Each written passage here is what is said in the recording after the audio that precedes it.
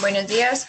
Nuestro grupo les corresponde el metaanálisis. Las integrantes son Luisa Quiseno, Daniela Uribe García y mi persona, Claudia Mercedes Dacam. Entonces, la siguiente, por favor. Entonces, para iniciar se debe empezar con unas pequeñas generalidades sobre el metaanálisis y luego se responderán las preguntas sobre la guía CASPE y el artículo que nos correspondió. Siguiente, por favor. Bueno, en cuanto a la definición, tenemos que el metaanálisis es un método estadístico empleado para la combinación de resultados para la valoración de la heterogeneidad y el sesgo de publicación. Como tal, es un diseño epidemiológico que involucra una revisión sistemática cuantitativa haciendo uso eficiente de técnicas estadísticas que permiten la combinación de los resultados obtenidos en los estudios seleccionados, posibilitando el desarrollo de un estimador global cuantitativo. ¿Y qué es un estimador global cuantitativo? Bueno, este se define como una propiedad que permite combinar los diferentes resultados de diferentes artículos que tienen algo en común para obtener una estimación global. Bueno, también cabe recordar que en cuanto a la jerarquía de la evidencia científica, los metaanálisis y las revisiones sistemáticas están en la cima, ya que son el tipo de estudio que ofrece información con más validez. La siguiente, por favor. Bueno, en cuanto a los objetivos, tenemos que la realización de un metaanálisis nos permite obtener una estimación combinada del tamaño del efecto, evaluar la heterogeneidad observada en un campo de estudio, formular nuevas hipótesis que incorporan el papel de variables que no se habían tenido en cuenta hasta el momento. La siguiente, por favor. Bueno, en cuanto a las ventajas y desventajas, tenemos que el metaanálisis aumenta el poder y confiabilidad de las pruebas estadísticas, disminuye el efecto de los sesgos de información, selección y publicación, y se detecta heterogeneidad si es una fuente de nuevo conocimiento y formulación de nuevas hipótesis.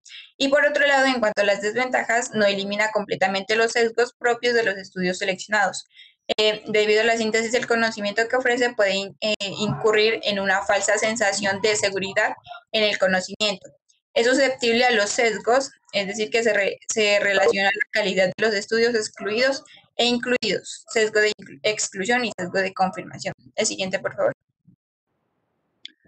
Bueno, entonces ya hablando de los sesgos de publicación, tenemos que esos hacen referencia a aquellos datos que son publicados o no en un estudio de investigación científica, ya que esos pueden representar un riesgo para la validez del metaanálisis. Debemos recordar también que a medida que, como ya lo había hecho mi compañera, se sube en la pirámide de la causalidad, pues habrá menos posibilidad de que hayan sesgos. Entonces, otros tipos de sesgos tenemos entonces los de lenguaje, disponibilidad, costos, familiaridad y citación. Y tenemos que es más probable que se publiquen los estudios que tienen resultados más significativos, es decir, que están como a favor de lo que están afirmando en el estudio, es decir, de la hipótesis. Y cuando un artículo dice que se valoró el sesgo de publicación, tenemos que también incluye todos aquellos resultados que no fueron publicados. Y en cuanto a los métodos que tenemos o que hay disponibles para la detección de sesgos, tenemos el funnel plot o la prueba de Beck o Egger. Siguiente. Bueno. Entonces, en cuanto al funnel plot, tenemos que este también se le conoce como el gráfico de embudo y es el más común. Tenemos que hay dos ejes, ¿cierto? El eje X y el eje Y. En cuanto al eje X, tenemos que va a estar presentada la magnitud del efecto que estamos viendo en el estudio y en el eje Y la medida de precisión que va a ser como tal el tamaño muestral. Tenemos que cada uno de los puntos que se observan ahí en la gráfica corresponden a un estudio y que va a haber mayor precisión en estudios que presenten una muestra más grande. Por ejemplo, la nube de puntos que está en la parte superior del embudo y pues se va dispersando a medida que va bajando. Y tenemos que esta gráfica, el funnel plot debe ser simétrico. Si no lo es, pues podemos sospechar de que se esté presentando un sesgo de publicación.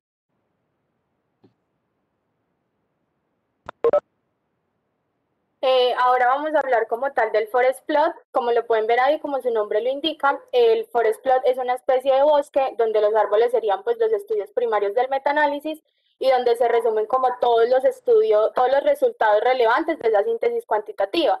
Entonces, ¿qué vamos a ver? Este cuadradito que ustedes pueden ver, por ejemplo, acá nos dice el estudio como tal. Y ya ese cuadrado está dentro de un segmento que nos va a representar como el intervalo de confianza. Recordemos que cuando esto como tal se pasa del efecto nulo, o sea, es mayor a 1, no es significativo. ¿Ok? Y cuando no se pasa es significativo, o sea, va a favor de la intervención, porque de igual forma lo que se combina acá es conocer la intervención y el control. Entonces, acá se pasó, va más a favor del control, acá que no se pasó, va a favor de la intervención. Y este diamante que podemos ver acá es el resultado global. Ese resultado global, ¿hacia dónde fue? Fue a favor de la intervención.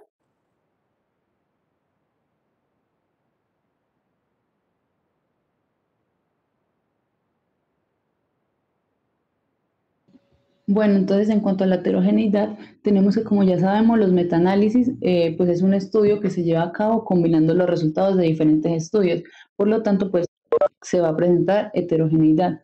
Entonces tenemos que la medición de la heterogeneidad la podemos medir por dos formas. Una es mediante el gráfico y otra es mediante las pruebas estadísticas. En la anterior, por favor. Entonces, mediante el gráfico significa que tenemos que observar la distribución de cada uno de los resultados de los estudios. Entonces tenemos que, por ejemplo, en la imagen de la izquierda es unos resultados homogéneos, ¿cierto? Entonces tenemos que nos van a permitir sacar conclusiones más fuertes en la evidencia y hacer recomendaciones. En cuanto a la derecha, tenemos que son los resultados heterogéneos y hace que sea más difícil llegar a una conclusión como tal, así se obtenga una medida global. Entonces ya ahí sabemos cómo se van a ver los homogéneos y los heterogéneos. En cuanto al otro tipo de medición, tenemos que es por medio de pruebas estadísticas. Entonces tenemos el test del chi cuadrado y el estadístico I2. Entonces, en cuanto a la gráfica de izquierda, que es la del chi cuadrado, tenemos que en este test se van a evaluar las diferencias observadas en los resultados para ver si son compatibles con el azar. Entonces, cuando el valor de P es mayor a 0.05, indica que no hay heterogeneidad. Y cuando un valor de P es menor de 0.05, indica que hay heterogeneidad. Por otro lado, el estadístico I2 tenemos que describe el porcentaje de la variabilidad de las estimaciones del efecto que se debe a la heterogeneidad en lugar del azar. Entonces tenemos que cuando el estadístico I2 es 0%, sugiere que el azar va a ser el responsable de la heterogeneidad que se está presentando. Bueno, sí, y en cuanto ya eso es por el 0%, ¿cierto? Que va a ser responsable el azar. Pero si en vez del 0% es un 100%, sugiere que la variabilidad es excesiva. Y entonces ahí en la gráfica pues ya vemos que cuando es hasta el 25% va a haber una heterogeneidad baja, hasta el 50% moderada y en el 75% ya es una heterogeneidad alta. Bueno, en cuanto a este gráfico, Cochrane pues recomienda que está constituido por 5 columnas. En la columna primera, pues encontramos que van a ir estudios primarios o los grupos o subgrupos de pacientes incluidos en el metaanálisis. En la columna 2 van a ser los resultados de las medidas del efecto de cada estudio. En la columna 3, el diagrama de bosque propiamente dicho, y en la columna 4, la estimación del peso de cada estudio en porcentaje. Y ya en la columna 5 van a ver las estimaciones del efecto ponderado de cada estudio. Bueno, entonces ahora a continuación vamos a hablar de los requisitos para una publicación de un metaanálisis. Estos datos que vamos a presentar acá, pues son los requisitos como tal que propone o que exige la revista Pediatrics, que es de donde sacamos, de donde fue publicado el artículo que estamos revisando. Entonces tenemos que para poder publicar un metaanálisis en esta revista se deben seguir los siguientes requisitos.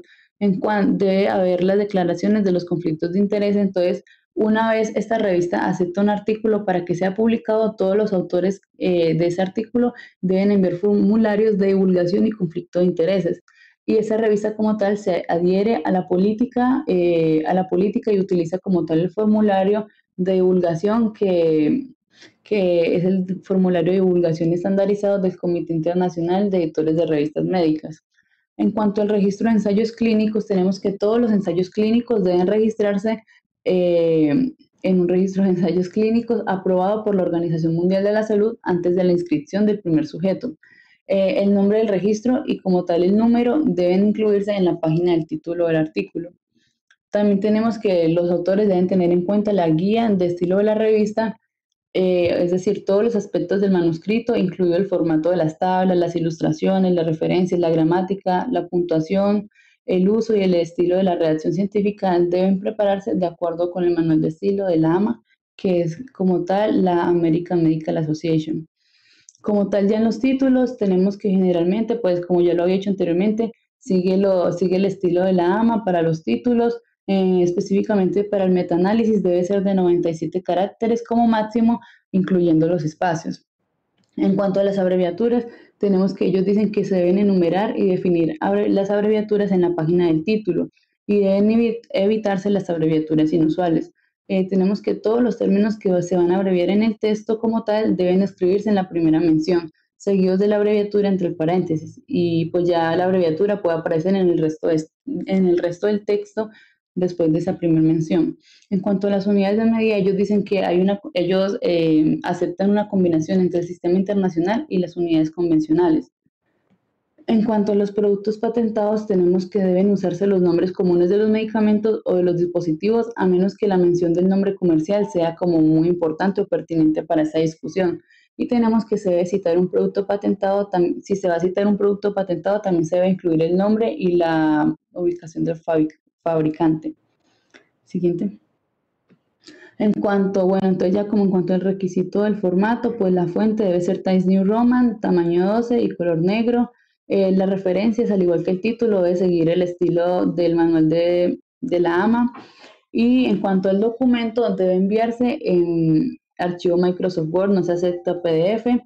Y en cuanto a las notas del pie, no se pueden incluir las notas al pie dentro del cuerpo del manuscrito, solamente se permiten en las tablas y en las figuras. Listo. Vemos también que los informes del metaanálisis deben utilizar la declaración Prisma y enviar una lista de verificación de la declaración cumplida y un diagrama de flujo.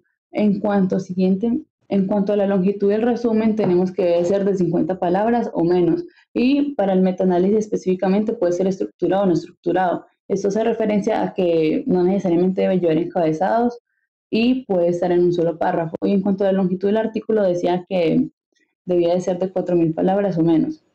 Y ellos dicen que van a darle preferencia principalmente a los metaanálisis que tengan preguntas claramente formuladas, y en cuanto a la carta de presentación, dice que no es necesaria, no se requiere.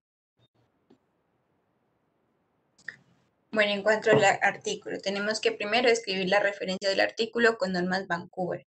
En esta también nos ayudamos de la herramienta de Mendeley. En los autores encontramos también a Mandy, Azara, Garnett, Louis Bauer, bueno. Y la fecha de publicación tenemos que fue aceptado para publicación el 7 de agosto de 2012 y fue publicado en diciembre de 2012. Y la revista en que se publicó fue Pediatrics. Bueno, entonces en cuanto al título, pues la guía nos decía que si estamos de acuerdo o no, cómo lo modificaríamos.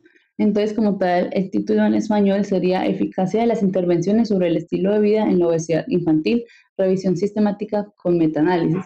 Entonces, pues como tal, nosotros no vemos la necesidad de hacerle ningún cambio porque el título que propone, o bueno, el título que se le puso al artículo tiene coherencia, cohesión y consideramos que está completo y contiene la información necesaria para la persona que va a leer ese artículo, ya más o menos se oriente y sepa de qué va a tratar lo que va a leer. Además, también es importante que mencionan el tipo de estudio con que se hizo el artículo, entonces pues no vemos necesario hacerle un cambio.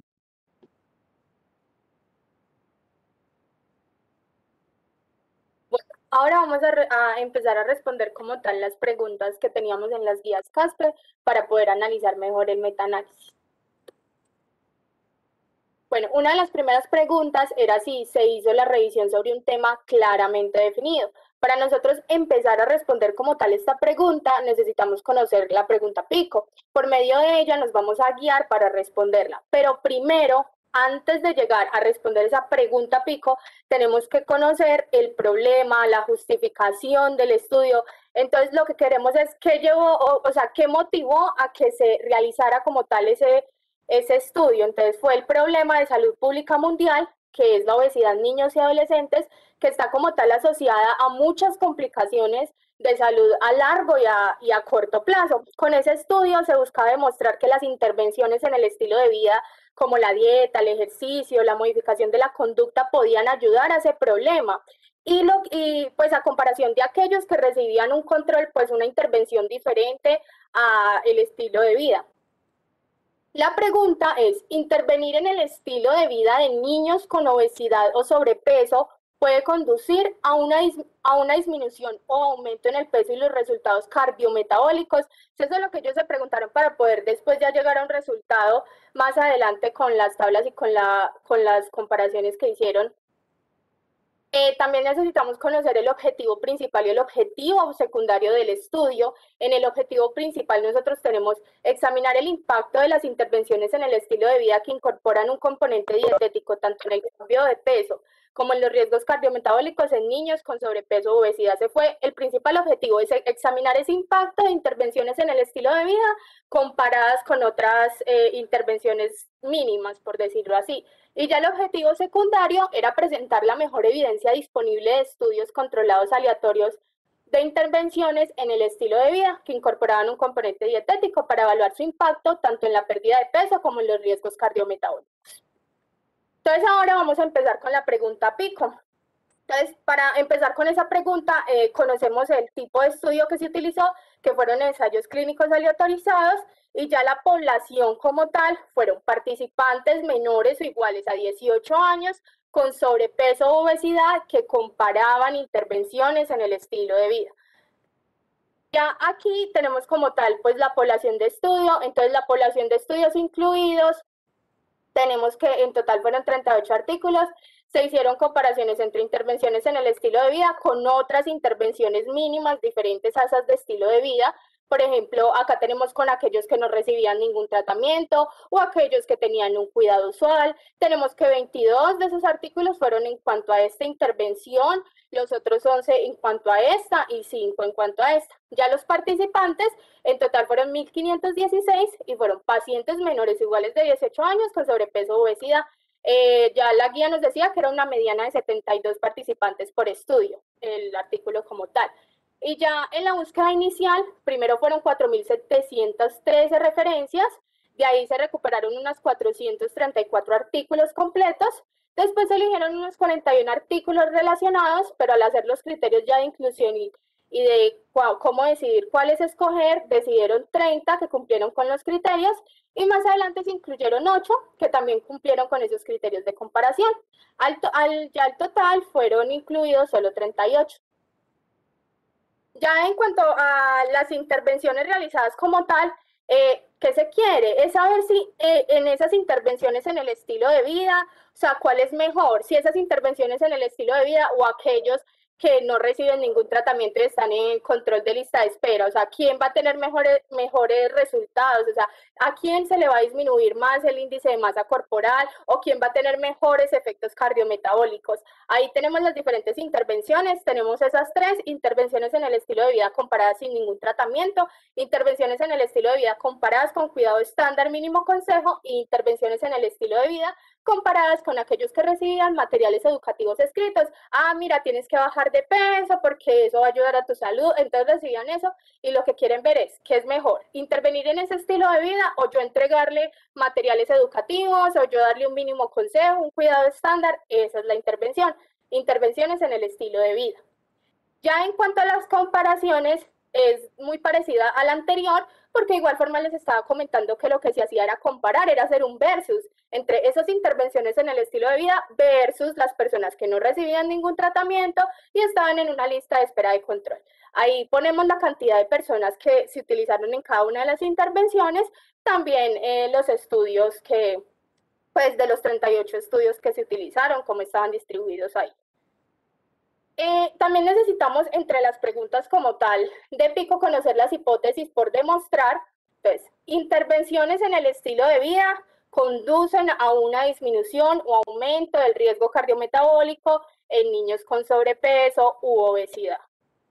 Esa es la hipótesis que ellos quieren demostrar, que realmente intervenir en el estilo de vida de esos pacientes va a hacer que el índice de masa corporal disminuya, que el riesgo cardiometabólico también disminuya y que por lo tanto mejore su estado de sobrepeso o obesidad.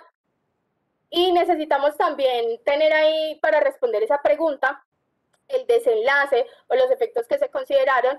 Entonces ahí, en ese caso, tenemos que el cambio del índice de masa corporal al final de cada una de las intervenciones y resultados cardiometabólicos en aquellos que tenían una intervención en el estilo de vida comparados a aquellos que tienen una intervención mínima. O sea, que realmente cambió ese índice de masa corporal en aquellos que recibieron una intervención en el estilo de vida, comparado a aquellos que no recibieron como tal intervención en el estilo de vida, sino otras intervenciones mínimas.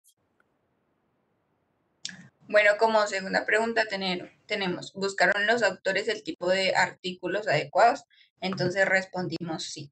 La siguiente.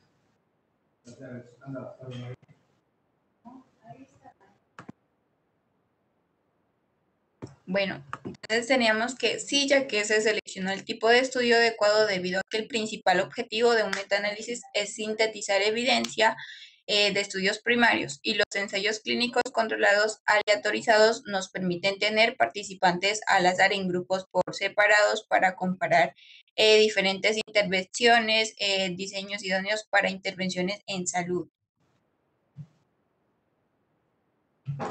Bueno, entonces, ¿merece la pena continuar? Entonces, como las dos anteriores preguntas sí fueron válidas, entonces sí vale la pena continuar con las preguntas detalladas. Bueno, entonces en cuanto a la tercera pregunta, según las guías CASPES, tenemos que nos preguntan, ¿están incluidos los estudios importantes y pertinentes? Entonces, para esa pregunta nosotros consideramos que la respuesta es no. Siguiente. Entonces, ¿por qué consideramos que no? Consideramos que no, ya que no estaban incluidos todos los estudios importantes, porque no se hizo una revisión de los estudios no publicados. Además de esto, algo muy importante es que todo el estudio se desarrolló en un solo idioma, que es el inglés. Y pues esto, como lo habíamos dicho en lo de los sesgos de publicación, también da cabida a que hayan sesgos. Bueno, entonces, en cuanto al desarrollo de esa pregunta, nos decían que, por ejemplo, que para responder si sí o si no, que qué bases de datos bibliográficas habían usado los investigadores. Entonces tenemos que ellos utilizaron las que aparecen ahí, Review Manager, The Cochrane Collaboration y Oxford. En cuanto a las palabras claves que ellos utilizaron, fueron la de niño, adolescente, familia, obesidad, intervención, control de peso y pérdida de peso. En cuanto a los idiomas, como les dije, pues solo lo desarrollaron en inglés, entonces por eso nosotras pues concluimos que no como tal fueron incluidos todos los estudios porque pues solo se desarrolló en un idioma. Siguiente. En cuanto al... Yo pues añado algo aquí, además porque también tenemos en cuenta que, o sea, si se tomaron los idiomas como tal solo en inglés, entonces ¿dónde quedaron las demás poblaciones? ¿Dónde quedaron aquellos otros idiomas? ¿Dónde se pudo buscar? Pues porque qué tal que haya mayor incidencia así de sobrepeso u obesidad en aquellos países que tienen como lengua materna el inglés. Pero, ¿y qué pasa con aquellos países que no? Pues que serían español o algo así, porque también se ha determinado que de acuerdo a los diferentes países, pues también un país puede tener mayor prevalencia en cuanto a la obesidad, en cuanto al sobrepeso. Entonces sí se necesitó como haber indagado otros idiomas diferentes para que por medio pues de eso sí se pudieran hacer como las comparaciones. Bueno, siguiente. En cuanto al contacto personal con los expertos, tenemos que sí se realizó un contacto con los autores correspondientes para obtener información no disponible en el artículo. En cuanto a la búsqueda de estudios no publicados, esto fue uno de los motivos por los cuales nosotros dijéramos que no habían sido incluidos todos los estudios importantes porque no se realizó una búsqueda de estudios no publicados. Y en cuanto al idioma, pues como ya lo dijimos, solo se incluyó el inglés, entonces esto favoreció a que nosotras dijéramos que no. Bueno, en cuanto a la cuarta pregunta nos dice, ¿los autores de la revisión han hecho suficiente esfuerzo para valorar la calidad de los estudios incluidos? Entonces, en esta respondimos que sí, porque vamos a explicar de acuerdo a los criterios de inclusión, criterios de exclusión, la calidad y la validez de los estudios, en fin. La siguiente, por favor. Entonces, en cuanto a los criterios de inclusión, tenemos que hubo un periodo de seguimiento desde el inicio de los estudios de al menos 2 meses. También ensayos clínicos aleatorizados sobre el tratamiento del sobrepeso y la obesidad en niños y adolescentes menores iguales de 18 años de edad que comparaban la efectividad de los programas de intervención en el estilo de vida que incorporan un componente nutricional o dietético con ningún tratamiento, control en lista de espera, atención habitual o asesoramiento mínimo con guías educativas, y la inclusión de las medidas de resultado del peso corporal o la composición corporal. La siguiente. En cuanto a los criterios de exclusión, tenemos que habían estudios que estaban dirigidos a la prevención de la obesidad o al mantenimiento de la pérdida de peso. Se encontraron estudios que eran ensayos de fármacos o intervenciones que tratan sobre trastornos alimentarios o que se centraban en niños con obesidad atribuible a una causa secundaria o sindrómica. Y por otro lado, pues habían estudios que no estaban escritos en inglés o que incluían a niños que estaban dentro del rango del peso saludable al inicio. La otra, por favor. En cuanto a la calidez y validez de los estudios, entonces hubo 2 revisores independientes que evaluaron la calidad de los estudios, incluidos mediante las herramientas de evaluación crítica de la calidad de los estudios de Joanna Briggs. Y también que los estudios se calificaron como positivos, como negativos o como neutrales según las respuestas a 10 ítems. Y también encontramos que las discrepancias se resolvieron mediante discusión o consulta con un tercer revisor para lograr un consenso. Bueno, entonces en cuanto a la herramienta que hablaba mi compañera de Joanna Briggs para medir la calidad y la validez de los estudios, pues tenemos que es esta y que se compone de 10 preguntas y pues como tal ningún estudio cumplió con las 10 preguntas. Solo 8 estudios pudieron responder a 8 de las preguntas de la evaluación de la calidad. Siguiente. En cuanto al análisis y la reducción de sesgo, tenemos que los investigadores realizaron los gráficos de bosque con suficientes estudios incluidos, que son más de 10, y se generaron a partir de estos gráficos de embudos para examinar la presencia de un sesgo de publicación o de un riesgo. En cuanto a lo que habíamos mencionado anteriormente, que se limitó el estudio a literatura publicada en inglés, entonces esto puede haber introducido un sesgo de publicación y una sobrerepresentación de las intervenciones eficaces. Y tenemos que no hubo evidencia de sesgo de publicación o efectos de estudios pequeños con la inspección visual del gráfico de embudo. Siguiente. Bueno, entonces en cuanto a esa tabla tenemos que en esa tabla podemos ver cómo se selecciona la calidad metodológica de los estudios que fueron incluidos en ese artículo. Entre ellos, pues tenemos que algunos de los métodos para seleccionar la calidad fueron los de la randomización, que como tal consiste en asignar aleatoriamente a los participantes de un ensayo o en 2 o más grupos, que puede ser como tal de tratamiento o de control. Otros de los métodos que ellos utilizaron para la selección de la calidad metodológica fueron la de ocultarle a las personas la asignación que les tocó como tal, y el tercero podría ser un cegamiento del resultado. Bueno, en cuanto a la quinta pregunta, tenemos si los resultados de los diferentes estudios han sido mezclados para obtener un resultado combinado. ¿Era razonable hacer esto? Entonces consideramos que sí, ya que para esto tenemos que tener en cuenta pues que considerar pues que saber qué es el metaanálisis, y segundo pues guiarnos por las preguntas, pues las pistas de la guía CASPE. La siguiente, por favor. Entonces encontramos que pues para recordar el metaanálisis es una técnica estadística que combina resultados de 2 o más estudios provenientes de una revisión sistemática de la literatura con el fin de sintetizar y analizar la información y la evidencia acerca de un tema específico partiendo de una pregunta de investigación. Entonces, los estudios incluidos están claramente presentados por medio del forest plot, el cual pues nos muestra si hay o no significancia en las variables y heterogeneidad, presentándonos los resultados de forma individual y global, y también pues nos muestran la información de los resultados por medio de tablas y diagramas de flujo.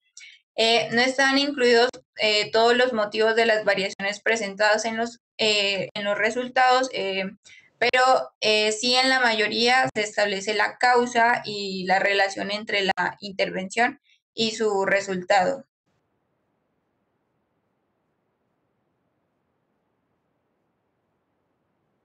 Bueno, acá ya como tal para conocer cuál es el resultado global de las revisiones, pues normalmente uno se guía por medio de, pues como de la información de lo que habíamos visto al principio, que habíamos hablado de si había significancia, si no había significancia, habíamos hablado de la heterogeneidad, del I al cuadrado, o sea, de cada uno de esos puntos, incluso porque en la síntesis de datos, ellos en la parte global lo hacen comparando también las intervenciones, pero también lo hacen en una parte individual, que también lo vamos a ver más adelante. Ahí pues como tal escribimos cómo hicieron como tal esa síntesis de datos para llegar a ese resultado global. Les quiero aclarar que no escogimos como tal todas las intervenciones, porque es que son 38 estudios, no nos alcanzaría el tiempo para explicarles, pero lo que quiero que puedan como tal entender en estas tablas, en esta A y esta B, que las dos van como hacia el mismo punto, que son intervenciones en el estilo de vida comparadas con un cuidado usual, con lo normal que cada uno de nosotros haría,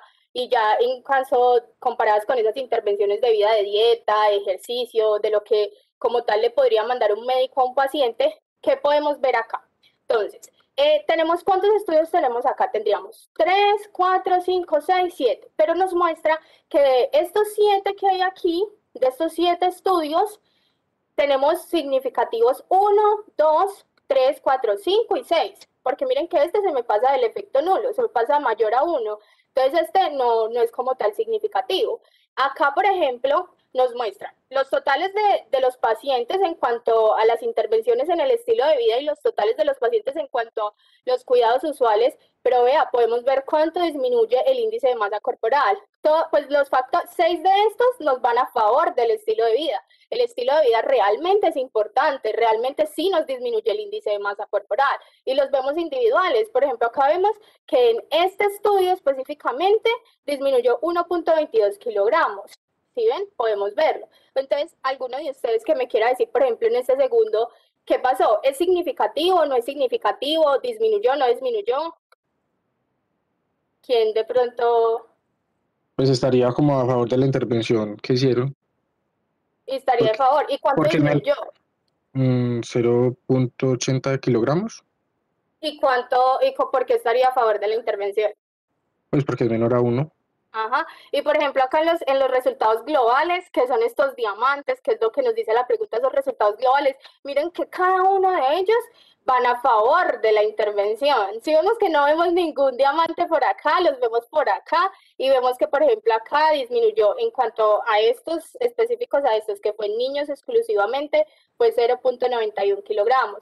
Ya acá también, es que en total de esta intervención con, bueno, esta comparación, fueron 11 estudios, solo de esa como tal. Por ejemplo, acá los vemos 3, 4, 5, 6, 7 y acá puse los otros. Si ven, 8, 9, 10, 11. Vemos 11 estudios, vemos los totales como tal de los pacientes. Y por ejemplo, en este otro, ¿qué pasó? Acá más o menos estaría a favor de la intervención 2. Estos están un poquito cerca, podríamos decir que este pues ya pasó, entonces no es significativo, porque recordemos que cuando pasa no es significativo y cuando no pasa, o sea, es menor a 1, es significativo. Acá disminuyó 0.67 kilogramos. Eso es como lo que les quería demostrar en esas dos tablas, que como podemos ver, sí. Perdón un segundo, Daniela, no te quería interrumpir, pero sí es bueno porque acuérdense cuál es el desenlace que se está revisando.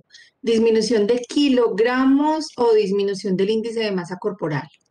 Sería kilogramos por metro cuadrado. El ¿Y eso índice qué de es? masa. El índice de masa corporal.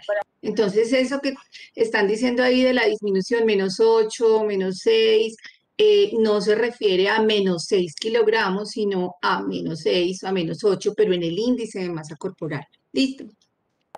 Ah, bueno, pero entonces, ahí en qué unidades sería. Kilo. No, el índice de masa corporal, ¿qué unidades tiene? No, es índice de masa corporal. Las unidades son kilogramos por metro cuadrado, pero esa es la unidad del indicador que se llama índice de masa corporal. Entonces, en estos casos ya sería -8 kilogramos por metro cuadrado, pues índice de masa corporal como tal. Ya también, pues, En este también ya lo vimos, pero también lo que les quería mostrar es que como vemos todos los diamantes van a favor también del estilo de vida. Entonces quiere decir que realmente sí hay significación que intervenir en el estilo de vida de esos pacientes es mucho mejor que un cuidado usual, o incluso si ustedes pudieran haber visto las otras gráficas, por ejemplo, en el que pacientes que recibían material escrito, también vemos lo mismo, que la mayoría van a favor del estilo de vida, que realmente sí es importante intervenir en el estilo de vida de los pacientes.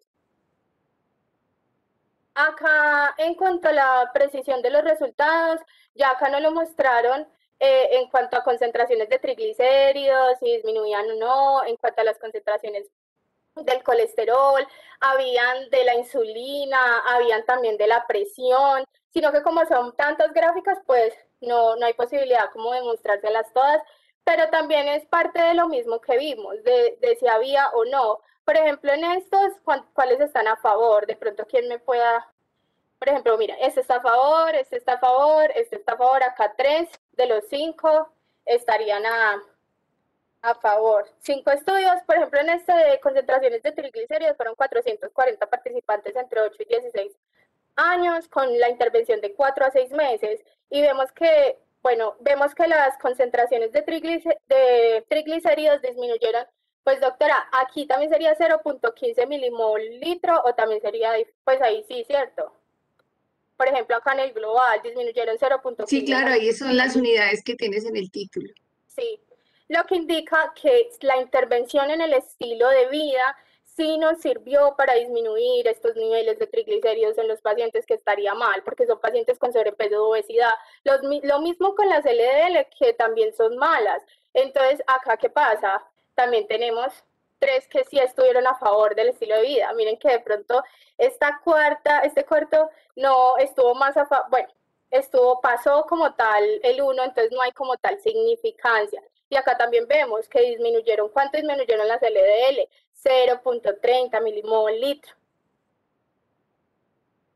Acá cuando vemos que si se pueden aplicar esos resultados en nuestro medio, tenemos que pensar que nosotros como médicos, si vamos a tener un tipo de estos artículos de metaanálisis, nos va a ayudar a decirle a nuestro paciente, o sea, yo no le voy a entregar una guía a mi paciente y le voy a decir, mire, vaya a estudiar esta guía y léala porque tiene que bajar de peso porque es importante para su salud. No, yo que voy a hacer intervenciones en el estilo de vida, porque tal cual como nos lo mostró el artículo, esas intervenciones nos sirven para mejorar que el colesterol, nos sirve para mejorar la LDL, nos sirve para mejorar la presión, muchos otros puntos específicos que tocaron en el artículo que no les pudimos mostrar todas las gráficas, pero eso es lo que yo le voy a decir a mi paciente, pues lo que yo voy a pensar en cuanto a mi ámbito clínico, que le voy a decir, sí, es que eso sí, eso le va a servir más que seguir simplemente un control para ver si se baja o no, o recibir guías.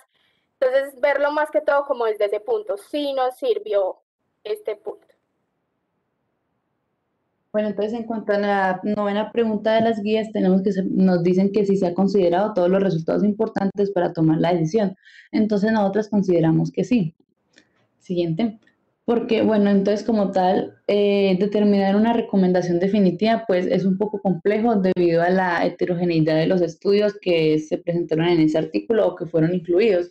Pero como tal, los estudios nos proporcionan como una evidencia que nos va a apoyar una variedad de componentes dietéticos y de estilo de vida en el tratamiento de la obesidad infantil. Es decir, aunque los estudios que fueron incluidos presentan heterogeneidad, se puede como concluir que sí se tuvieron en cuenta todas las variables. Entre esas tenemos que ellos tuvieron en cuenta la comparación de la intervención en el estilo de vida, como lo decía mi compañera, con los otros estudios que fueron comparados con personas que estaban en control o en lista de espera. Tenemos que también una variable importante para como tal tomar la decisión de que si se han considerado todos los estudios importantes, tenemos que la disminución que se presentó en los pacientes en cuanto a los lípidos séricos. También fue importante las medidas o la disminución de la presión arterial sistólica y diastólica, y también fue importante la comparación que ellos hicieron en el programa del estilo de vida con la atención habitual o las condiciones de la intervención mínima. Y otra variable importante que ellos tuvieron en cuenta fueron la de las variables antropométricas que fueron representadas en el índice de masa corporal. Entonces, dijimos que sí habían considerado todos los resultados importantes para tomar esta decisión, ya que se tuvieron en cuenta todas las variables en las cuales hubo como un cambio, un cambio en el resultado por las intervenciones que ellos hacían en cuanto a la dieta y el ejercicio. Entonces, consideramos que sí se tuvieron todos en cuenta. Bueno, y como por última pregunta tenemos que los beneficios merecen la pena frente a los perjuicios y costes. Entonces decimos que sí. El siguiente. Decimos que sí, pues ya que los autores no establecen costos requeridos en el estudio, por ende es indeterminable pues su apreciación. Y el beneficio planteado por los autores del metaanálisis y nuestro grupo es apreciable directamente en la dinámica de formación del médico actual, considerando pues ampliamente la disposición de la certeza en el establecimiento de una intervención firme. Y muchas gracias por la atención prestada.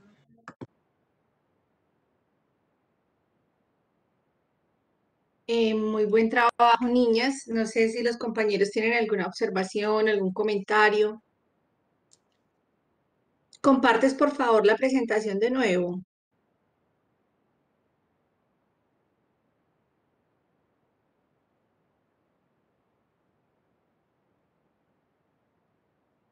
Vamos a mirar uno de los gráficos donde está el diagrama de bosque, la A o la B.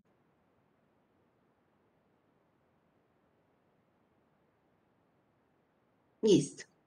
Entonces, ustedes aquí han hecho un análisis muy bueno sobre los resultados de cada estudio, pero a mí me parece que hace falta un poquito que hablen sobre el efecto global, porque ustedes ahí no están considerando el efecto global, sino que simplemente hablaron como de lo de cada uno. ¿Qué pasó con los niños? ¿Qué pasó con los adolescentes? No sé si fue que me distraje un momentico, pero no recuerdo si se hizo adecuadamente o se hizo muy bien explicada la heterogeneidad o fue que me distraje, la verdad no sé.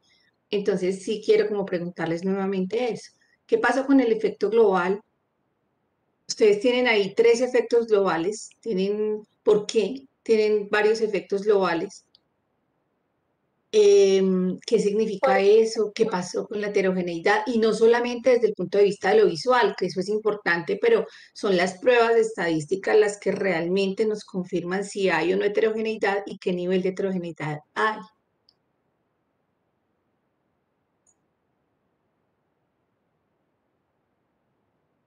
Entonces las Sí, escucho. doctora, lo que pasa es que ahí las intervenciones como tal eran dependiendo del tiempo. Por ejemplo, nosotros vemos que en esos niños y adolescentes con el estudio pues menor a 6 meses, vemos que incluso fue mucho mejor, disminuyó mucho más el índice de masa corporal comparado con estos que fue a más corto tiempo. Y por ejemplo, estos fueron a 1 año y disminuyó muchísimo más, o sea, se mantuvo en el tiempo todo esto.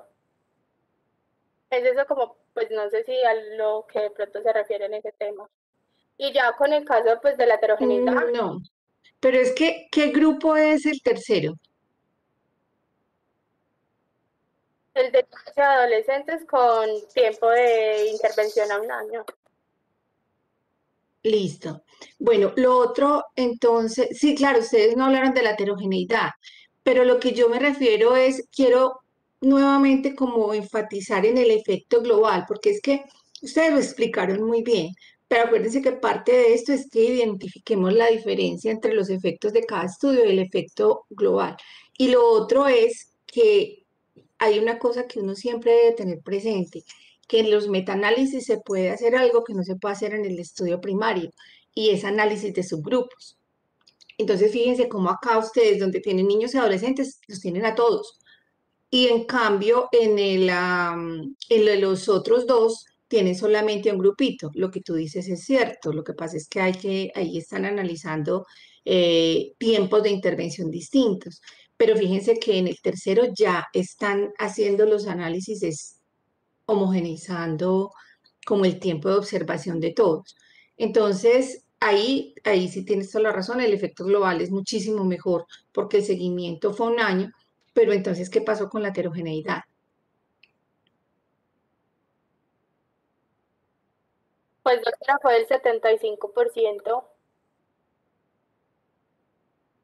sea, que Pero no para el total, sí, pero para para el el total. total, Sí, para el por eso. total. Porque acá, por ejemplo, en la primera fue de 0%, que nos habla de homogeneidad. En la segunda también fue del 0%, que también nos habla de homogeneidad. Pero ya, por ejemplo, ya en la tercera, en esta tercera, pues por subgrupos, ya nos dice que fue un 48%. Ya de heterogeneidad, no recuerdo bien, es moderada. No tengo la tablita ahí para ver. Sí, hasta 50% es moderada. O sea, en las primeras, como es 0% habría sido homogéneo, pero en este tercero, pues ya empieza a aumentar, ya estaría en 48%, entonces estaría como ya casi en una heterogeneidad moderada. Bueno, lo otro es, esta lectura no se trata simplemente de que nosotros entendamos los números, sino cómo llevamos nosotros esto a la práctica clínica. Entonces, si lo vamos a llevar a la práctica clínica y analizamos subgrupos, ¿ustedes qué conclusiones obtendrían de Pues ahí? vamos a hacer un seguimiento en esas intervenciones en el estilo de vida de esos pacientes a largo plazo. O sea, no tratarlo durante un mes o 2 meses como muchas veces se hace con medicamentos o con otras intervenciones, sino tratarlos durante un año o incluso más, hacer como un seguimiento en ellos.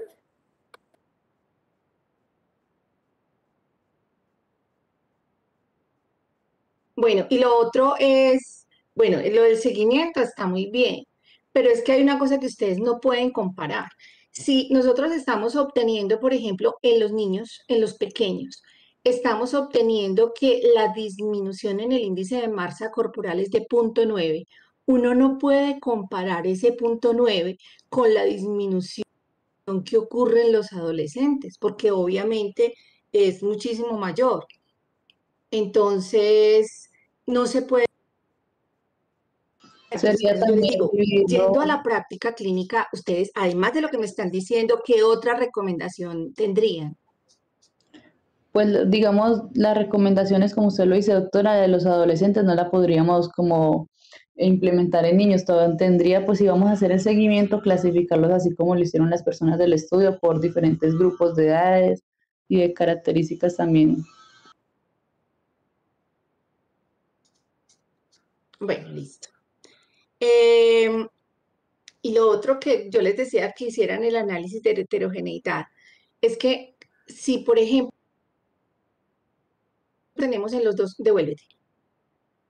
Si nosotros tenemos en los primeros dos grupos, cuando hicieron la evaluación, por ejemplo, en los niños pequeñitos o en ambos grupos, pero en un seguimiento menor de 6 meses, y ustedes se dan cuenta que no existe heterogeneidad, obviamente la validez de las recomendaciones es muchísimo mayor. Cuando se hace a un año, ¿qué puede estar sucediendo en la realidad? Que seguir, por ejemplo, recomendaciones del estilo de vida, de cambios en la alimentación, es muy difícil. Por eso es que es muy difícil que a largo plazo las cosas vayan a mostrar resultados muy favorables. Por eso es que hay tanta heterogeneidad ahí, aunque no es muy alta, por eso hay tanta heterogeneidad, porque muchos niños, o sea, esto depende en gran parte de la decisión de las familias y muchos se cansan, porque es que cuando hablamos del cambio del estilo de vida en los niños significa que la familia también tiene que cambiar de un estilo de vida, porque no pueden obligar al niño a que coma distinto a ellos, ni a que el niño haga ejercicio mientras los papás ven televisión. Entonces, obviamente, a largo plazo, eso es mucho más difícil de seguir. Por eso es importante tener en cuenta para las decisiones también el corto plazo y es bueno qué está pasando al corto plazo y qué hacer entonces con esos cambios que se van a sugerir en el estilo de vida a largo plazo para que realmente permanezcan y no ocurra lo que está ocurriendo en la realidad, que por eso es que hay heterogeneidad, porque obviamente ya las variaciones son mayores. Bueno, eso era todo solamente lo que quería comentar. Le hicieron un muy buen trabajo. Yo sé que les costó un poquito, pero es que este es un estudio que de alguna manera es mucho más difícil de evaluar que los demás y necesita uno como mucho más bagaje de conocimientos previos para poder colocar todo en el mismo contexto, así que muy bien, niñas. Muchas gracias. Bueno, entonces el otro grupo.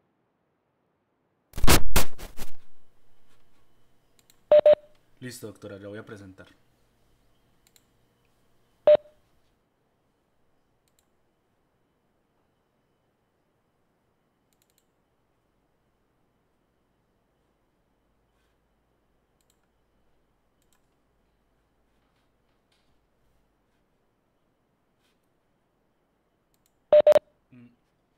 No sé si ahí se está viendo de pronto la pantalla. Sí, ya. Bueno, muchas gracias. Entonces, buenos días a los compañeros, buenos días a la doctora. Nosotros estaremos entonces hablándoles un poco sobre los estudios de concordancia, haciendo un análisis basado en las guías CASPE, del estudio que a nosotros nos correspondió. Así que iniciaremos con una pequeña introducción de generalidades sobre los estudios de concordancia. Bueno, primeramente los estudios de concordancia, pues primero se debe pensar de que en el proceso de atención clínica no es raro que ante un mismo dato se presenten opiniones distintas en la interpretación. Pues este hecho puede ocurrir entre dos colegas o un mismo profesional y pueden llegar a conclusiones diferentes si observa, por ejemplo, una misma imagen. Entonces, los estudios de concordancia se utilizan principalmente para evaluar el grado de acuerdo entre los clínicos al interpretar pruebas diagnósticas o a la exactitud con que estas pruebas orientan hacia un diagnóstico correcto. Y pues al hablar de pruebas diagnósticas, no solo se hace referencia a las pruebas de laboratorio, sino a la interpretación de los datos de la historia clínica, los hallazgos al examen físico y a los exámenes paraclínicos como radiografías, resonancias magnéticas o TACs. Bueno, entonces este estudio consiste en que determina unos grados de acuerdo entre un mismo observador, un intraobservador o entre diferentes evaluadores, un interobservador al interpretar un determinado examen. En este caso no se puede asegurar que uno u otro de los observadores está en lo cierto, por lo que se mide solamente el grado de consistencia en hacer una misma interpretación. Y si estamos hablando de estudios de concordancia, también debemos de hablar de un elemento conocido como patrón de oro, que se mide el grado de conformidad con este patrón de oro, pero no siempre es fácil determinar este patrón. Y la importancia de este es que permite determinar con facilidad los verdaderos positivos y negativos y los falsos positivos y negativos de cualquier prueba diagnóstica. Siguiente, por favor. Bueno, entonces el tipo de variable estudiada es cuando la variable es de tipo cualitativo, particularmente nominal dicotómica, esta es expresada como sí, no o presente ausente. Y si es cuando la variable es de tipo ordinal, está en leve, moderado o severo, como un ejemplo. Este se puede calcular un valor que expresa el grado en que dos observaciones han coincidido. Y ya para el porcentaje de concordancia, este se puede determinarse como concordancia absoluta o como concordancia específica. En esta última, a los casos diagnosticados como positivos o negativos por ambos observadores.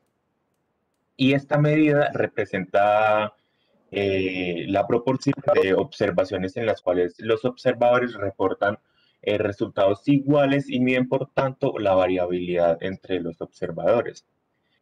Acá no se considera la posibilidad de que las coincidencias sean debidas al azar y aquí lo más importante es resaltar que entre los múltiples indicadores para hacer esta evaluación destaca el índice o coeficiente kappa, que en su cálculo en el papel considera que el papel que pudo tener el azar en la coincidencia de los observadores. Esto ya más adelante se explicará más a fondo.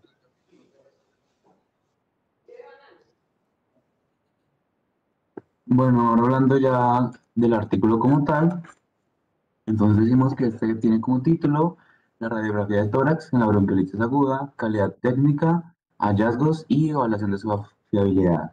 Una observación que tenemos es que consideramos que el título está bien, es claro y sencillo, porque nos da una idea precisa de lo que vamos a presentar y pues a encontrar en el trabajo como tal.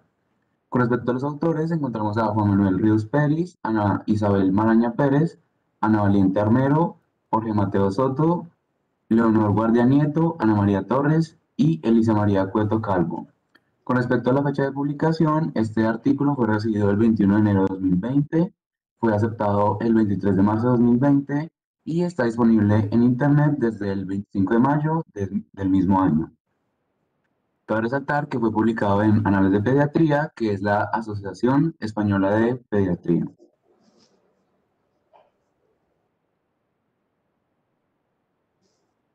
Con respecto a las revistas indexadas y a la publicación de este tipo de artículos, encontramos que la revista, como habíamos mencionado antes, la Asociación Española de Pediatría, se basan según las normas y recomendaciones proporcionadas por START, que son unas guías dadas por Equator Network, que están dedicadas a la transparencia y calidad de publicaciones relacionadas a la salud, en donde la extensión máxima del texto será de 3.000 palabras, esto sin incluir resumen, bibliografía, tablas y pies de figuras, y van a estar mecanografiadas a doble espacio. También el cuerpo del artículo se desarrollará con apartados de introducción, material y métodos, resultados y discusión. Además de esto, se incluirá un resumen estructurado en español e inglés, de 3 a 6 palabras clave y un máximo de 30 referencias bibliográficas, donde se admiten hasta un máximo de 6 figuras o tablas. Siguiente, por favor. Bueno, entonces el artículo como tal, decimos que en la bronquiolitis aguda es una patología que provoca una importante carga asistencial y un consumo de recursos en cada época epidémica. También que la radiografía de tórax ha sido y sigue siendo una herramienta diagnóstica muy utilizada, pero las guías de práctica clínica y las revisiones de bronquiolitis aguda más recientes no recomiendan utilizarla en la mayor parte de sus pacientes, argumentando que evitan incrementar el coste económico de la asistencia, el tiempo de espera en urgencias, también la exposición innecesaria a radiación ionizante y el uso excesivo de anticoterapia no indicada. Entonces, los esfuerzos importantes se vienen realizando en los últimos años para tratar de implementar las recomendaciones de las guías. Esto para encontrar una prueba diagnóstica que se le debe exigir validez, seguridad, fiabilidad, además de precisión suficientes para que el uso esté recomendado en la práctica clínica.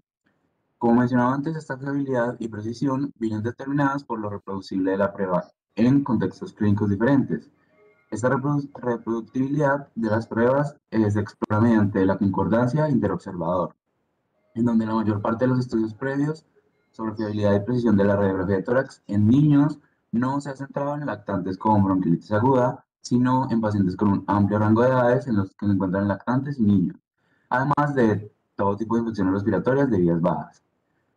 También mencionar que en ellos se establecen comparaciones principalmente entre solo dos observadores. Consecuencia de ello es la existencia de resultados muy dispares entre las investigaciones, donde únicamente se encuentra un estudio en la literatura que evalúa los aspectos, es decir, centrándose específicamente en los lactantes afectados por bronquiolitis aguda. El siguiente, por favor. Entonces, el objetivo como tal del artículo es analizar si la radiografía de tórax presenta la fiabilidad suficiente para ser utilizada como prueba diagnóstica en la bronquiolitis aguda. Y los vacíos de conocimiento que quieren llenar es, pues, imponer ante las recomendaciones de no utilizar la radiografía de tórax. Entonces, ellos desean comprobar si realmente no vale la pena el uso de esta herramienta diagnóstica en la patología que ya les había mencionado.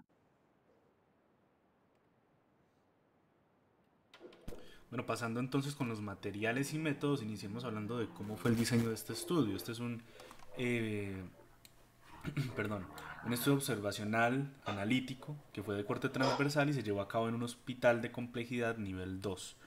Para este, algunos médicos actuaron como evaluadores de radiografías de tórax que se realizaron en lactantes que habían sido previamente diagnosticados con bronquiolitis aguda. La población entonces, para esta se tomaron casos que se incluyeron de manera prospectiva en años desde el 2009 hasta el 2017 y en el que pues estos casos eran de lactantes que tenían una edad de 12 meses o menos a estos 12 meses y que habían sido ingresados, como decíamos, con diagnóstico de bronquiolitis aguda. Y para el diagnóstico se tomaron en cuenta los criterios de McConaughey y se ajustaron a la edad de cada uno de estos lactantes. También, aparte de estos casos que se incluyeron de forma prospectiva, se tomaron unos en los años del 2006 a 2008, que ya estos no fueron prospectivos. Perdón, ¿quién está? Un momento, don Alexander, Juan Felipe. Sí, Perdón, los sí, interrumpo un momentico. Acuérdese que este no es el momento para hablar todavía de la población. Aquí solamente hasta diseño y arrancan con la guía. listo, listo, Ayer eso entonces. lo discutimos en la asesoría. Bueno, bueno, señora.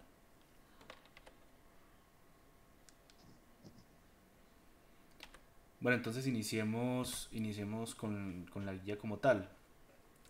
Lo primero que se nos pregunta relacionado con si son válidos los resultados del estudio es si existió una comparación con una prueba de referencia adecuada. En este caso nosotros respondimos que sí. eh, por eso era que de pronto queríamos como mencionar esta diapositiva anterior en la que hablamos un poco de los observadores, ya que tenemos en cuenta ahí dos observadores, de los cuales cinco Es fueron que eso hace pediatras. parte de la pregunta uno. Sí, sí señora, por eso, sí señora. De los cuales, como digo, 5 fueron pediatras, que los nombramos P1, P2, P3, P4 y P5. 3 de ellos médicos urgencias, nombrados M1, M2 y M3. 3 residentes de la especialidad de medicina familiar y comunitaria, nombrados R1, R2 y R3. Y un radiólogo pediátrico, que pues cabe resaltar que este es el que fue tomado como patrón de referencia, que esto es fundamental para responderle a esta pregunta. Entonces, sobre los pediatras y cómo se relaciona su experiencia con la concordancia que se halló entre ellos y el radiólogo, pues se clasificó de acuerdo a su experiencia, como lo digo. Entonces, los que tuvieron una experiencia menor a 10 años fueron los P2 y P5, de 10 a 19 años P1 y 20 años o más P3 y P4. Entonces, ahora sí, para responder la pregunta, pues sí consideramos que existió esta comparación con una prueba de referencia, puesto que, como lo mencionábamos, se tiene al radiólogo pediátrico, que es la referencia, es el referente, y ya que este tiene más experiencia en el campo y tiene una subespecialidad que lo dirige directamente hacia tener unas capacidades más específicas en lo que viene siendo la radiología. En este caso, como estamos utilizando lactantes, pues está en el mismo nombre de lo que él es, un radiólogo pediatra, así que tiene la capacidad de poderse contrastar con los observadores, así que sí consideramos que hubo esta comparación adecuada. Se observaron entonces las radiografías de 281 lactantes. De estos 281 lactantes a los que se les observó radiografías, el 45,9%, es decir, 121, se les practicó radiografía específicamente en el tórax, el resto era en áreas distintas. A estos 129 lactantes entonces se les hizo 140 radiografías que se hicieron en el proceso en el que estuvieron en urgencias o específicamente al momento del ingreso. Y todas estas radiografías se hicieron en una proyección anterior-posterior.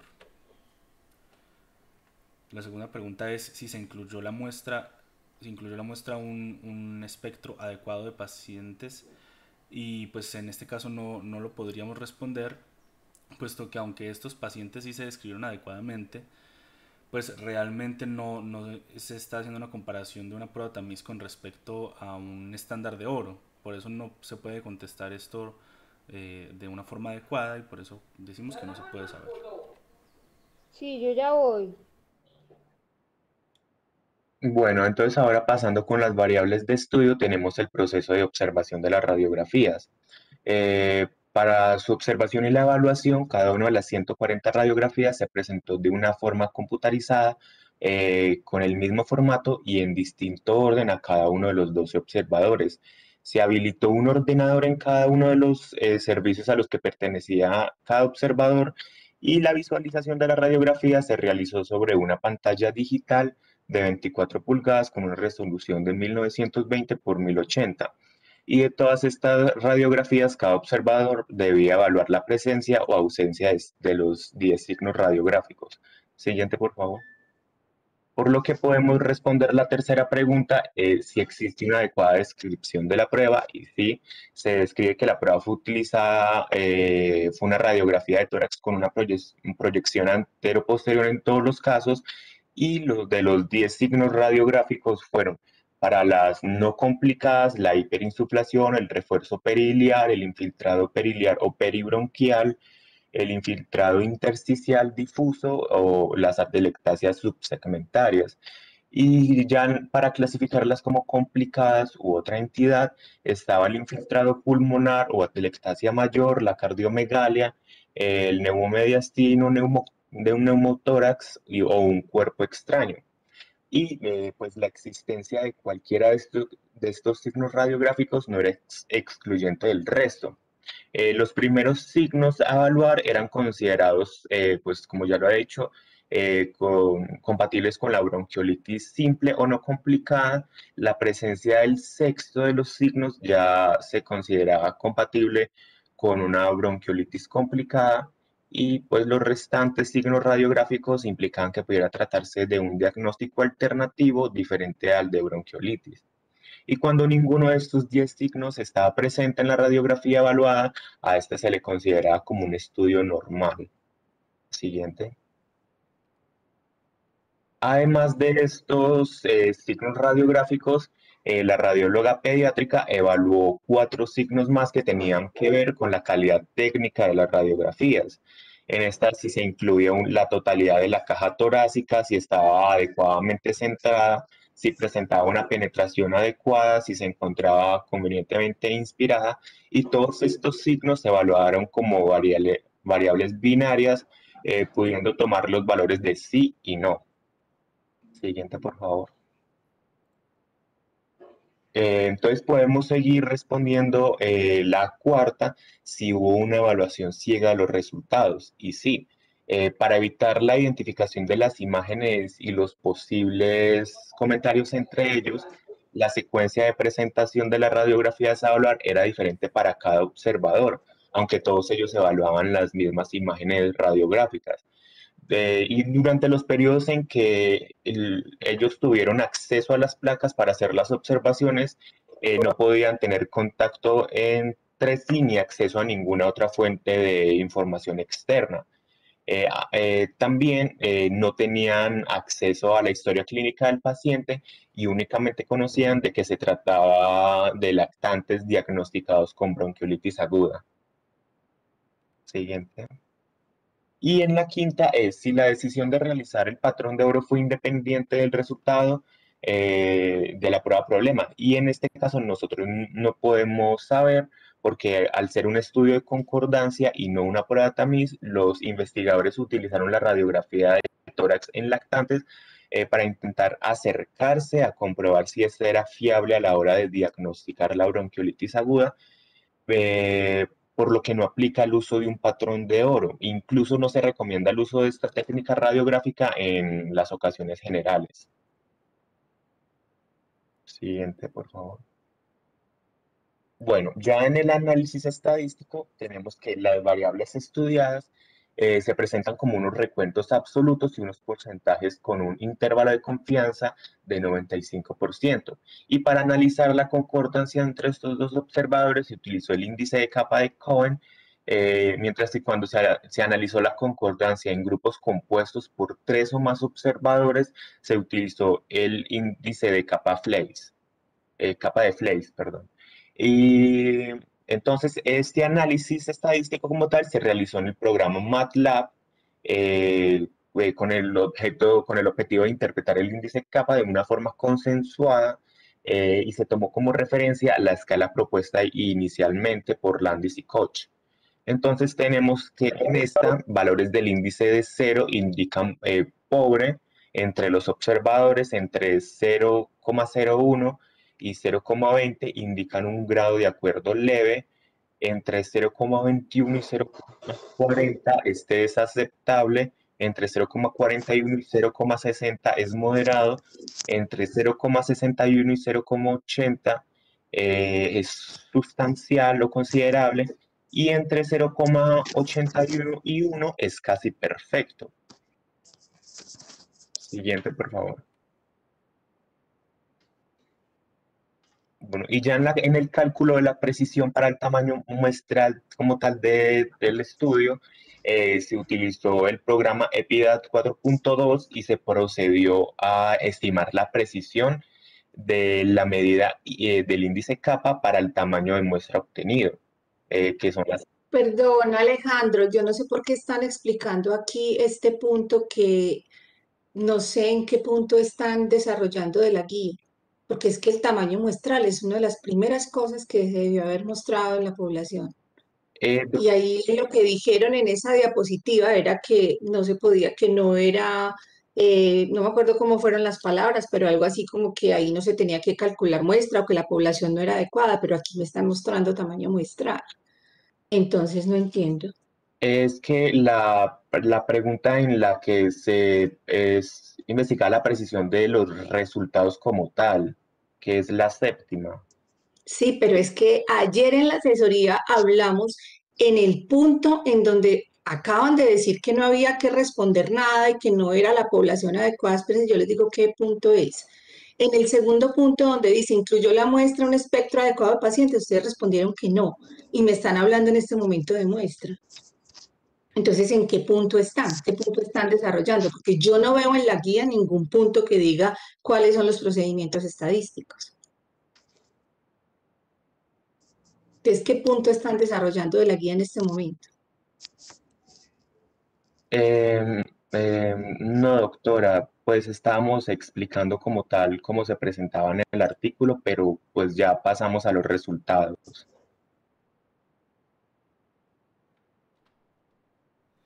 Bueno, pasando Ok. entonces a los resultados, como lo dijimos anteriormente, de los 281 lactantes pues, que estaban incluidos, solamente 129 se les había realizado radiografía de tórax, pero se hizo un total de 140 radiografías, puesto que a 120 de estos lactantes se les hizo una radiografía, a 7 de ellos 2 radiografías y a 2 de ellos se les hicieron 3 radiografías. Entonces, para responder si serán satisfactorios en el ámbito del escenario la reproducibilidad de la prueba y su interpretación, pues nosotros consideramos que no, porque de hecho dentro del mismo artículo se describen factores relacionados con la baja reproducibilidad de esta prueba. Dentro de ellos está la calidad técnica de la imagen, los signos radiográficos a evaluar que pues varían de paciente a paciente, no se presentan todos de la misma forma. La especialidad médica del observador, la experiencia clínica, que al ser diferente en cada uno de los observadores, en cada doctor, pues también afecta la forma en la que interpreta la prueba. Y el modo en el que se ha estudiado el nivel de concordancia entre ellos, pues también complica, digamos, la reproducibilidad. Entonces, en cuanto a esta concordancia, pues en general, perdón, entre los profesionales para la evaluación, pues en la mayoría de los signos, la concordancia, digamos, el kappa fue mediano, como lo podemos observar en esta gráfica, para casi todos estuvo entre 0,2 y 0,4. Hubo un caso específico en el que la concordancia pues, fue insignificante, que fue en el caso de hiperinsuflación, en el que está por debajo de 0,2, pero para casi todos los signos, pues el resto aparte de esta hiperinsuflación, estuvo entre 0,2 y 0,4, pues que es una concordancia mediana, digamos. Y el pico, digamos, la mayor concordancia un momentico porque la señora no ha en acabado, porque estos justamente fue le en el tocó la caso de última cuerpo exposición al extraño, representante y está en feliz el tirándole que veneno. pues tuvimos Está feliz la diciéndole mayor que pena, concordancia, pero eso no específicamente es para los así. residentes hubo una concordancia de 0,33. En el No, caso de y los como no se llevan pediatras bien, también entonces estuvo en 0,33 y ya para los médicos de guácala, urgencias tuvo también no su cae. pico nuevamente con 0,35. Claro, Aquí podemos claro. observar la forma en la que estuvo la concordancia de cada uno de los observadores con respecto a la referencia que era el radiólogo pediatra. Y de esto pues algo que podemos comentar es que por ejemplo en el caso de los pediatras todos estuvieron con un kappa entre 0,4 y 0,6 exceptuando el pediatra número 5 que tuvo un kappa pues muy inferior al de los otros. De hecho, en la mayoría de los signos radiológicos, pues es el más bajo de todos los observadores, que estuvo siempre por debajo de 0,2. De resto, en los otros 4 pediatras estuvo entre 0,4 y 0,6. Y para relacionarlo, por ejemplo, con el nivel de experiencia, pues cabe destacar que el pediatra 3, que era de los que más experiencia tenía, era de los que se encontraba en 20 años o más de experiencia, pues tuvo asimismo la mayor concordancia con con el radiólogo pediatra, pero por ejemplo el pediatra 4, que también tenía un nivel de experiencia bastante alto, pues de los 4 que decimos que están entre 0,4 y 0,6, pues fue el menor. Y de hecho estuvo por debajo del pediatra 1 y del pediatra 2, que se supone que tenían una experiencia inferior a él, pero que aún así tuvieron una concordancia mayor. Pasando con los médicos de urgencias, pues podemos observar que todos estuvieron con una concordancia entre 0,2 y 0,4. Y en cuanto a los residentes, pasa un poco lo contrario a lo que pasó con los pediatras. 2 de esos residentes, específicamente el R1 y R2, pues tuvieron una concordancia alrededor de 0,2 más o menos, pues bastante similar entre ambos, mientras que el R3 pues tuvo una concordancia con el radiólogo muy similar a la de los pediatras, muy por encima de la de los otros residentes. Como lo podemos observar, estuvo casi todo el tiempo entre 0,4, pues en casi todos los ítems entre 0,4 y 0,6. Y algo que sí es para destacar en todos ellos es que en todos los observadores es que su concordancia disminuye con relación a la del radiólogo pediatra en los signos radiológicos de no complicada. En cuanto a los signos complicados o no relacionados con la bronquiolitis aguda, pues tienen la concordancia que mencionábamos anteriormente, pero como podemos observar hacia la derecha de la gráfica, con los signos de bronquiolitis aguda no complicada, esta concordancia disminuye.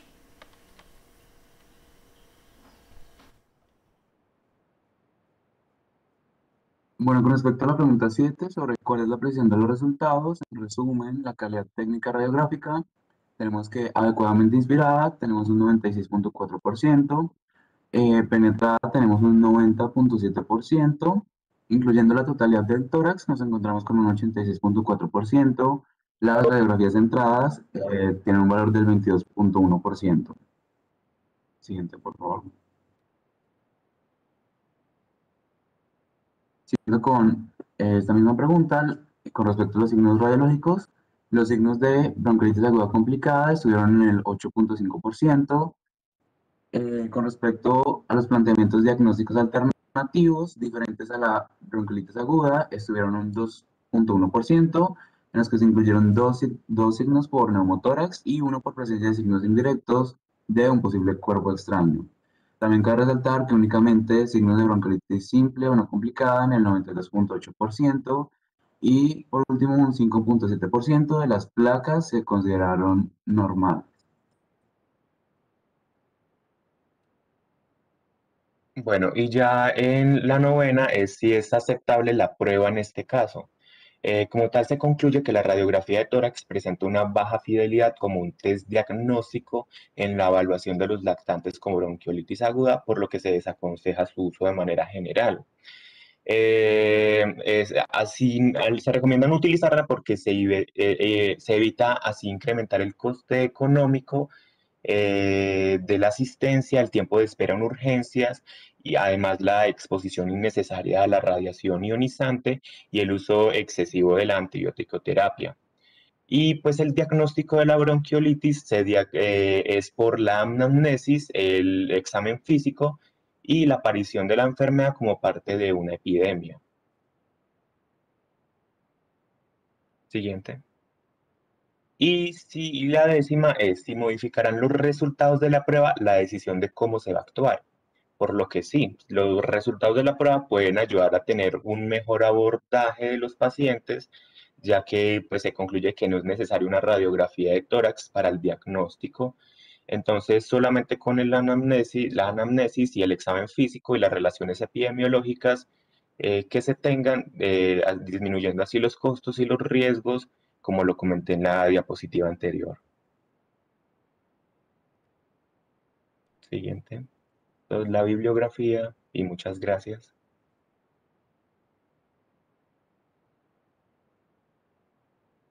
Muchas gracias. ¿Los compañeros tienen alguna pregunta, alguna observación?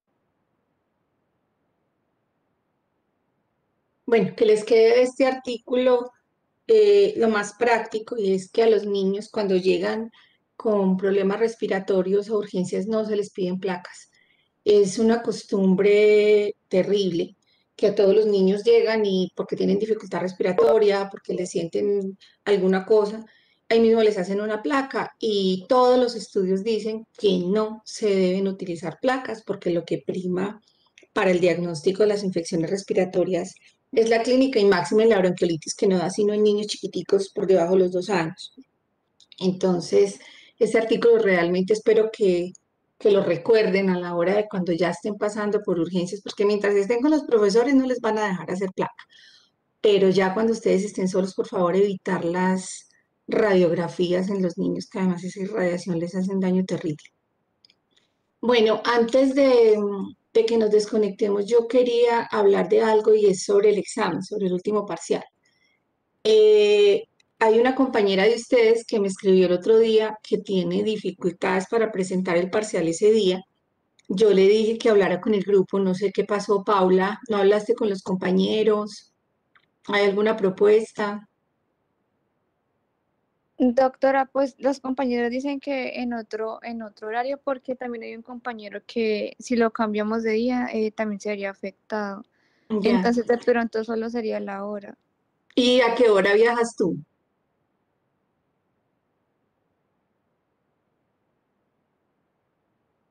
¿A qué hora lo podríamos hacer? El viaje es de 10 como hasta las 2, ¿cierto? O Y sea ya que, después, ajá, ya después pues salía el otro vuelo, pero salía a las 5 de la tarde. no, no, tú no puedes. Venga, muchachos, si les parece muy horrible si lo hacemos el domingo por la noche.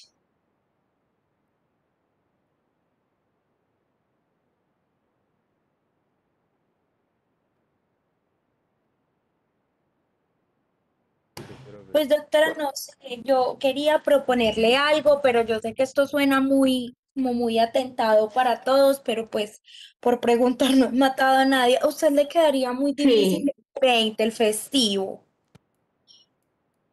el 20. Pero pues los que están fuera me parece como más complicado. Porque es que doctora, o A sea, mí, nosotros a estamos mí no con me los gustaría atrasarlo, a mí no me gustaría retrasarlo. O sea, yo soy más partidaria de que ese día lo hagamos a las 6 de la mañana, por ejemplo, porque el examen es 1 hora. Lo podemos hacer a las 6 de la mañana el lunes.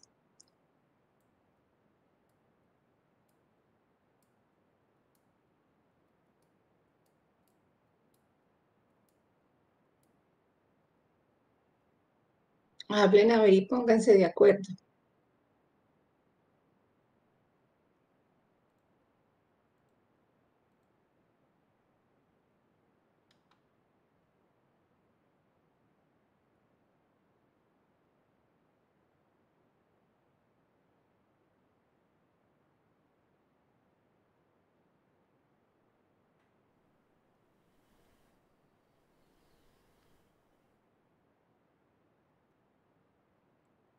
Porque igual es el mismo lunes. Lo que vayan a estudiar, lo estudian el domingo. Ya para el lunes ya deben estar listos.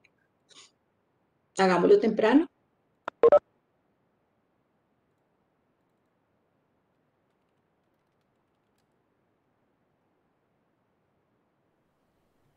Ando por el grupo y ya les comentamos. Bueno,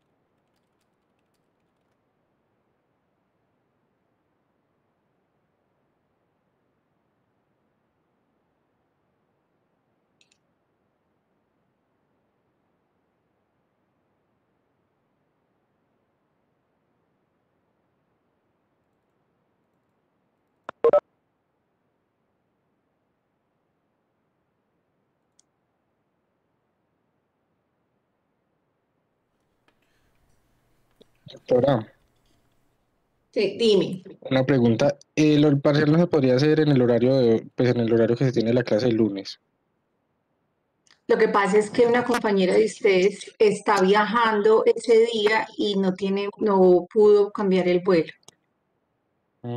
Paula. Sí, Ok, ya entonces estamos ahí hablando de eso. bueno, Doctora, ¿y el mismo lunes en la noche? pues yo no sé, Paula. Sí, porque lo que yo no quiero es que pues ustedes se pueden poner de acuerdo. Yo sé que ella es la única que tiene dificultad, pero ustedes se pueden poner de acuerdo. Yo no tendría problema en la noche, no sé ella. Me parece perfecto porque alcanzo a llegar y ya tengo conexión buena a internet. Bueno, listo. Entonces, ¿a qué hora lo hacemos? ¿A las 7? Sí, doctora, Dime. a las 7. Listo. Sí, Entonces lo está bien. hacemos. Listo. ¿Están todos de acuerdo? Paula, ¿usted sí puede a las 7? ¿A las 7 ya Sí, tiene buen internet? 8, sí, porque a las 7 ¿A las 8? Paula. yo puedo o de 3 a 4 o a las 9, porque tengo que llegar a Cali a las 9. Pues ya los demás compañeros dirán.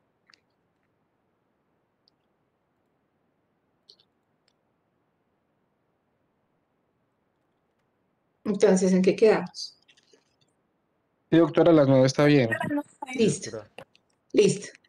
Bueno, doctora, Sí, porque es mejor no arriesgarse a las 3 porque uno no está seguro de que una cosa se atrase o la otra, entonces sí es mejorcito que lo hagamos. Entonces a las 9 lo hacemos, yo lo programo a esa hora. Muchas gracias y muchas gracias a mis compañeros.